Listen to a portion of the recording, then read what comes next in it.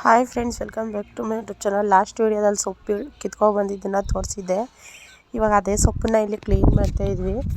ಅಂದರೆ ಸಾಂಬಾರು ಮಾಡೋಕ್ಕೆ ಅಂತ ಹೇಳ್ಬಿಟ್ಟು ಇದು ಅವರೇ ಬೇಳೆ ಸೀಗಡಿ ಹಾಕ್ಬಿಟ್ಟು ಮಾಡಿದ್ರೆ ತುಂಬ ಚೆನ್ನಾಗಿರುತ್ತೆ. ಅದಕ್ಕೆ ಸೊಪ್ಪೆಲ್ಲ ಸೋರಿಸ್ಬಿಟ್ಟು ಇಡ್ತಾ ಇರೋದು.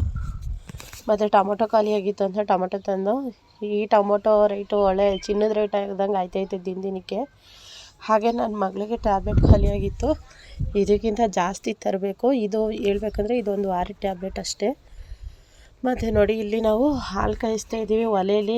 ಇವಾಗ ಅಂದರೆ ನಾವು ಸಂಘದಲ್ಲಿದ್ದಾಗ ಈ ಥರ ಒಲೆಗಳನ್ನ ತಗೊಂಡಿದ್ದಾಗ ತುಂಬ ವರ್ಷದಿಂದ ಈ ಒಲೆ ನಮಗೆ ಈ ಥರ ಯೂಸ್ ಆಗ್ತಾಯಿದೆ. ಮತ್ತು ನಮ್ಮ ಇದರಲ್ಲಿ ಏನಾದರೂ ದೊಡ್ಡ ಹೆಣ್ಮಕ್ಳು ಮೆಚರ್ಡಾದರೆ ಈ ಥರ ಮಾಡಿಕೊಡ್ತೀವಿ. ಅಂದರೆ ಒಂದು 4 ದಿವಸದವರೆಗೂ ರೈಸ್ ಏನೂ ಕೊಡೋದಿಲ್ಲ. ಈ ಥರ ಬರೀ ಬೆಲ್ಲದ ಶಾವಿಗೆ ಮಾತ್ರ ನಾವು ಮಾಡಿಕೊಡೋದು. ಸ್ವಲ್ಪ ಹಾಲು ಹಾಕಿಬಿಟ್ಟು ಬೆಲ್ಲ ಹಾಕ್ಬಿಟ್ಟು ಈ ಥರ ಗಟ್ಟಿ ಶಾವಿಗೆನ ಮಾಡಿಕೊಡ್ತೀವಿ. ಮತ್ತು ಇದಾದ ನಂತರ ನಾವು ಸ್ವಲ್ಪ ಟೀ ಮಾಡೋಣ ಅಂತೇಳ್ಬಿಟ್ಟು ಒಂದು ಸ್ವಲ್ಪ ಟೀಗೆ ಇಟ್ಕೊಂಡು ಟೀ ಕುಡ್ದು ಈ ಒಲೆ ಉರಿಸೋಷ್ಟರಲ್ಲಿ ಸಾಕಾಗುತ್ತೆ. ಒಂದು ಸಲ ಉರಿಯೋವರೆಗೂ ಅಷ್ಟೇ. ಒಂದು ಸಲ ಹುರಿದ್ಮೇಲೆ ಚೆನ್ನಾಗಿ ಉರಿಯುತ್ತೆ. ಫಸ್ಟ್ ಸ್ಟಾರ್ಟಿಂಗು ತುಂಬ ಟೈಮ್ ತಾಳುತ್ತೆ. ಇದು ಈ ಒಲೆಗೆ ನೀರು ಇದ್ಬಿಡೋಣ ಅನ್ನೋಷ್ಟು ಕೋಪ ಬರ್ತಾ ಇರುತ್ತೆ.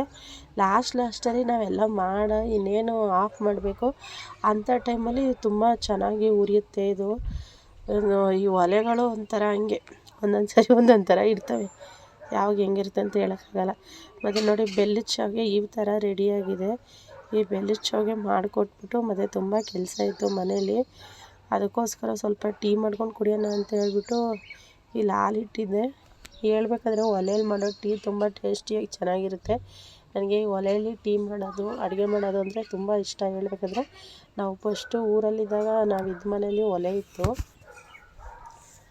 ಇಲ್ಲಿ ಈ ಒಲೆ ಇರೋದ್ರಿಂದ ನಮ್ಗೆ ಯೂಸ್ ಆಗುತ್ತೆ. ಈ ಒಲೆನೂ ತುಂಬ ವರ್ಷದಿಂದ ಐತೆ. ಆದರೆ ನಾವು ಈ ಹೋದ ವರ್ಷದಿಂದ ಈ ಒಲೆನ ಸ್ವಲ್ಪ ನಾವು ಜಾಸ್ತಿ ಯೂಸ್ ಮಾಡ್ತಾಯಿದ್ವಿ. ಮುಂಚೆ ಅಷ್ಟೊಂದು ಯೂಸ್ ಮಾಡ್ತಾ ಇರಲಿಲ್ಲ.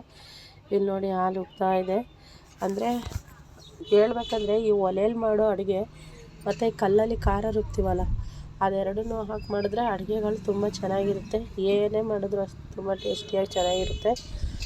ಅದಕ್ಕೋಸ್ಕರ ನಾನು ಒಲೆಯಲ್ಲೇ ಮಾಡೋಣ ಅಂತ ಹೇಳ್ಬಿಟ್ಟು ಮಾಡ್ತಾಯಿರೋದು. ಯಾಕಂದರೆ ಬಿಸಿಲು ಟೈಮಲ್ಲಿ ಒಳಗಡೆ ನಿಂತ್ಕೊಂಡು ಅಡುಗೆ ಮಾಡೋಕ್ಕೆ ತುಂಬ ಬೇಜಾರಾಗುತ್ತೆ. ಅದಕ್ಕೋಸ್ಕರ ಈ ಥರ ಒಲೆನ ಹೊರಗಡೆ ಇಟ್ಕೊಂಡು ಎಷ್ಟಾದರೂ ಅಡುಗೆ ಮಾಡೋಕ್ಕೆ ಕೊಟ್ಟರು ಮಾಡ್ತೀನಿ. ಮತ್ತು ನೋಡಿ, ನಾವು ಈ ಥರ ಸ್ವೀಟ್ಗಳನ್ನು ಕೊಡ್ತೀವಿ. ಈ ಥರ ಡ್ರೈ ಫ್ರೂಟ್ಸು ಸ್ವೀಟು ಮತ್ತು ಎಳ್ಳು ಇದರಲ್ಲಿ ಚಿಗಡಿ ಉಂಡೆ ಮಾಡ್ತಾರೆ.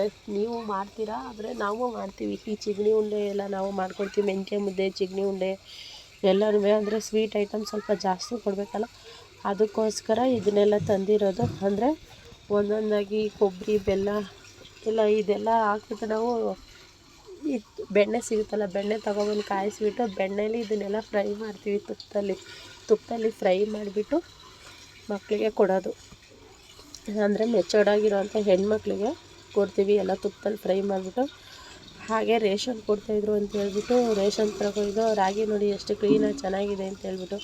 ಒಂದೊಂದು ಸರಿ ಕೊಡೋ ರಾಗಿ ಒಂದು ಸ್ವಲ್ಪನೂ ಚೆನ್ನಾಗಿರಲ್ಲ, ಕರ್ರಗಿರುತ್ತೆ.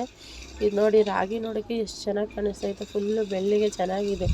ಮತ್ತು ಅಕ್ಕಿ ಈ ಸರಿ ಏನು ಅಂದರೆ ಅಕ್ಕಿ ಕಮ್ಮಿ ಕೊಡ್ತಾಯಿದ್ದಾರೆ, ರಾಗಿನ ಜಾಸ್ತಿ ಕೊಡ್ತಾಯಿದ್ದಾರೆ. ಅವ್ರು ಯಾವಾಗ ಯಾವ ಥರ ಕೊಡ್ತಾರೆ ಅಂತಲೇ ಗೊತ್ತಾಗೋದಿಲ್ಲ. ಮತ್ತು ನೀರು ಕಾಯಿಸ್ಬೇಕಿತ್ತು, ಯಾಕಂದರೆ ಸೋಲಾರ್ ನೀರು ಎಲ್ಲ ಹಾಕೋದಿಲ್ಲ ಇಂಥ ಟೈಮ್ಗಳಲ್ಲಿ. ಹೇಳ್ಬೇಕಂದ್ರೆ ಅದಕ್ಕೋಸ್ಕರ ಈ ಥರ ದೊಡ್ಡ ಪಾತ್ರೆ ಇಟ್ಬಿಟ್ಟು ಪಾತ್ರೆಯಲ್ಲಿ ಚೆನ್ನಾಗಿ ಕಾಯಿಸ್ಬೇಕಿದು. ಚೆನ್ನಾಗಿ ಮಳ್ಳೋವರೆಗೂ ಕಾಯಿಸ್ಬೇಕು ಇದನ್ನು.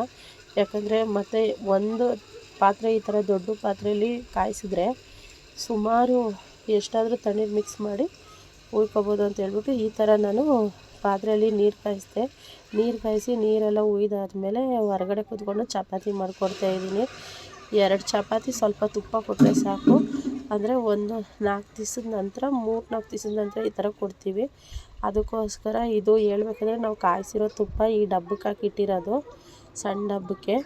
ಅದಕ್ಕೋಸ್ಕರ ಚಪಾತಿ ಮಾಡಿಬಿಟ್ಟು ಇವಾಗ ಚಪಾತಿ ಕೊಡೋಣ ಅಂತ ಹೇಳ್ಬಿಟ್ಟು ಮಾಡ್ತಾಯಿದ್ದೀನಿ. ಇಲ್ಲಿ ಹೇಳ್ಬೇಕಂದ್ರೆ ಬಿಸಿಲಲ್ಲಿ ಕೂತ್ಕೊಂಡು ಹೊರಗಡೆ ಒಂದು ಪಕ್ಷ ಮಾಡ್ಬೋದು, ಏನೋ ಬೇಜಾರಾಗುತ್ತಿಲ್ಲ ಅದಲ್ಲ. ಆದರೆ ಈ ಬಿಸಿಲು ಟೈಮಲ್ಲಿ ಒಳಗಡೆ ನಿಂತ್ಕೊಂಡು ಅಡುಗೆ ಮಾಡೋಕ್ಕಾಗಲ್ಲ, ಫುಲ್ಲು ಕೋಪ ಬರ್ತಾ ಇರುತ್ತೆ. ಅದಕ್ಕೋಸ್ಕರ ಈ ಥರ ಒಲೆಗಳಿದ್ರೆ ಆರಾಮಾಗಿ ಕೂತ್ಕೊಂಡು ಹೊರಗಡೆ ಎಷ್ಟೊತ್ತಾದರೂ ಅಡುಗೆ ಮಾಡ್ಬೋದು. ಇವಾಗ ಚಪಾತಿ ನೋಡಿ ಮಾಡ್ತಾಯಿದ್ದೀನಿ. ನಾವು ಡ್ರೈ ಚಪಾತಿನೇ ಜಾಸ್ತಿ ತಿನ್ನೋದು ನಮ್ಮ ಮನೆಯಲ್ಲೆಲ್ಲ. ಯಾರೂ ಅಷ್ಟು ಎಣ್ಣೆ ಚಪಾತಿನ ತಿನ್ನಲ್ಲ ಮುಂಚೆಯಿಂದನೂ. ಹಾಗೆ ಈ ಡ್ರೈ ಚಪಾತಿನೇ ತಿನ್ನೋದು. ಈ ಚಪಾತಿನ ನೀಟಾಗಿ ಎಲ್ಲ ಕಡೆಯೂ ಬೇಯಿಸ್ಬಿಟ್ಟು ನೋಡಿ ಈ ಥರ ತುಪ್ಪ ಹಾಕ್ಬಿಟ್ಟು ಕೊಟ್ಟರೆ ಮಕ್ಕಳು ಇಷ್ಟಪಟ್ಟು ತಿಂತಾರೆ. ಇದೆಲ್ಲ ಆದ ನಂತರ ಸ್ವಲ್ಪ ಪಾತ್ರೆ ಎಲ್ಲ ವಾಶ್ ಮಾಡಿಬಿಟ್ಟು ಮತ್ತು ಇಲ್ಲಿ ಬೇರೆ ಏನೋ ಕೆಲಸ ಮಾಡ್ತಾಯಿದ್ದೀನಿ ನಾನು. ಅದೇ ಬ್ಲೌಸ್ಗಳೆಲ್ಲ ತಂದಿದ್ದು, ಅಂದರೆ ಇನ್ನೊಂದು ತಿಂಗಳು ನಾನು ವ್ಯಾಪಾರಕ್ಕೆ ಹೋಗಲ್ವಲ್ಲ ಅಂತ ಹೇಳ್ಬಿಟ್ಟು ಬ್ಲೌಸ್ಗಳೆಲ್ಲ ತಂದಿದ್ದೆ. ಡಿಸೈನ್ ಇವೆಲ್ಲ ಮಾರಕ್ಕೆ ತಗೊಂಡೋಗ್ಬೇಕಿತ್ತು. ಆದರೆ ನಾನು ಹೋಗ್ದಿರೋ ಕಾರಣ ಬ್ಯಾಗನ್ನು ಮನೆಗೆ ತಗೊಬಂತು. ನಮ್ಮಮ್ಮ ಇವತ್ತು ಹೋಗಿತ್ತಲ್ಲ, ಬ್ಯಾಗ್ ಮನೆಗೆ ತಗೊಬಂದ್ಬಿಟ್ಟು ಬ್ಯಾಗಲ್ಲೆಲ್ಲನೂ ಜೋಡಿಸ್ತಿರೋದು.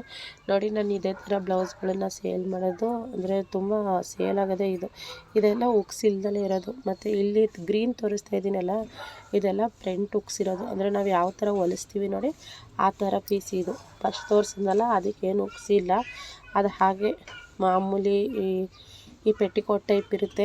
ಇವೆಲ್ಲ ಹೇಳ್ಬೇಕಂದ್ರೆ ಡಿಸೈನಾಗಿ, ಅಂದರೆ ಎಲ್ಲ ಸ್ಯಾರಿಗಳಿಗೂ ಮ್ಯಾಚ್ ಆಯ್ತವೆ, ಎಲ್ಲದಕ್ಕೂ ಮ್ಯಾಚ್ ಆಯ್ತವೆ. ಅಷ್ಟು ಅಂದರೆ ಈ ವೈಟು, ಬ್ಲ್ಯಾಕು, ಈ ಗೋಲ್ಡ್ ಕಲರ್ ತುಂಬ ಸೇಲ್ ಆಗುತ್ತೆ ನನ್ನ ಹತ್ರ. ಮತ್ತು ಉಗ್ಸಿರೋವು ಅಷ್ಟೇ ಚೆನ್ನಾಗಿ ಸೇಲ್ ಆಯ್ತವೆ. ಈ ಕಲರ್ ಬ್ಲೌಸ್ಗಳು ನೋಡಿಬಿಟ್ರೆ ಹೆಣ್ಮಕ್ಳಿಗೆ ತುಂಬ ಆಸೆ ಇದೆ, ಯಾವ್ದು ತಳನ ಯಾವ್ದು ಬಿಡೋಣ ಅಂತಾರೆ. ಒಂದು ತಳಕ್ಕೆ ಬಂದವ್ರು ಎರಡು ತಾತಾರೆ. ಹೇಳ್ಬೇಕಂದ್ರೆ ಅಷ್ಟು ಚೆನ್ನಾಗಿರ್ತವೆ, ಎಲ್ಲ ಸೀರೆಗೂ ಮ್ಯಾಚ್ ಆಗುತ್ತೆ. ಇದಾಗಿತ್ತು ಇವತ್ತಿನ ವೀಡಿಯೋ ನೋಡಿ ಸಪೋರ್ಟ್ ಮಾಡಿ.